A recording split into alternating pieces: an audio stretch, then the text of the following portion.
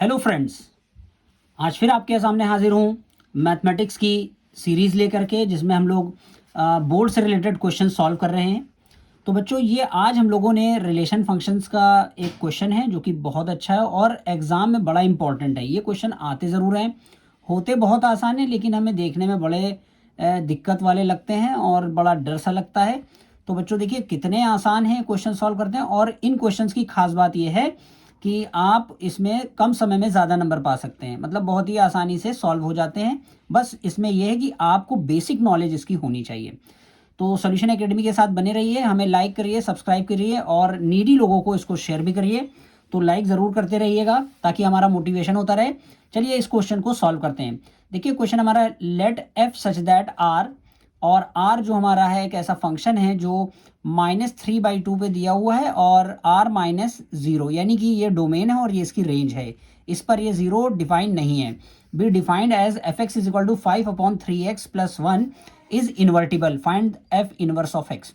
तो बच्चों बहुत ही आसान है। तो गिवन में हमें क्या है, गिवन में हमें दिया हुआ है F X is equal to 5/3x + 1।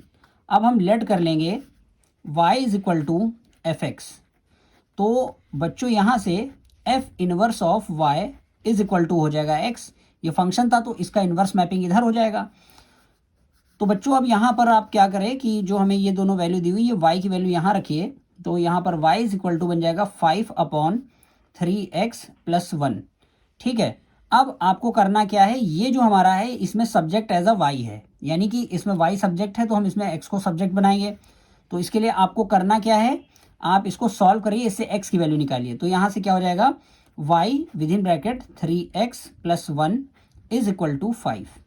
तो बच्चों इसको इसे मल्टीप्लाई करिए तो ये बन जाएगा 3xy + y is equal to 5। तो यहाँ से बन जाएगा 3xy is equal to 5 - y। तो बच्चों x इज इक्वल टू हो जाएगा यहाँ पर 5 - y/3y। तो बेटा हम लोगों ने पढ़ा है कि y is equal to F X है और x is equal to F inverse of y है। तो बच्चों अब यहाँ पर देखिए हम लोग निकाल चुके हैं x is equal to 5 - y/3y। तो बेटा अब हम क्या करेंगे, जो x की f इनवर्स ऑफ y है वो यहाँ पर हम पुटअप कर देंगे। तो हमारे पास पता है कि x इज इक्वल टू है f इनवर्स ऑफ y। तो इन दोनों से हमारा क्या आ जाएगा, f inverse of y is equal to 5 - y/3y। लेकिन बच्चों यहाँ पर हमें फाइंड तो करना था f इनवर्स ऑफ x। ठीक है, देखिए हमें फाइंड करना था f इनवर्स ऑफ x, लेकिन हमारे पास आंसर में क्या आया है, f इनवर्स ऑफ y। तो बेटा आप क्या कर सकते हो, y की जगह आप t रख सकते हो, जो भी हो। तो उसने कहा है कि f इनवर्स ऑफ x निकालिए, तो आप यहाँ पर क्या कर देंगे, f inverse of x is equal to 5 - x/3x। तो बच्चों ये हमारा आंसर होगा। ठीक है। अब इसमें कुछ बातें ध्यान रखिएगा। यहाँ पर होता क्या है, कभी कभी यहाँ पर कुछ वैल्यू भी कह देगा, जैसे कहेगा कि f इनवर्स ऑफ 1/2 निकालिए, f इनवर्स ऑफ 1 निकालिए, f इनवर्स ऑफ -1 निकालिए। तो आपको यहाँ पर ये निकालने के बाद आपको करना क्या है, x के प्लेस पे वो वैल्यू पुटअप कर देनी है और हमारे पास आंसर आएगा। देखिए ये बात ध्यान रखिएगा कि जो चीज़ हमारी पूछी जाए बस उतनी निकालनी है।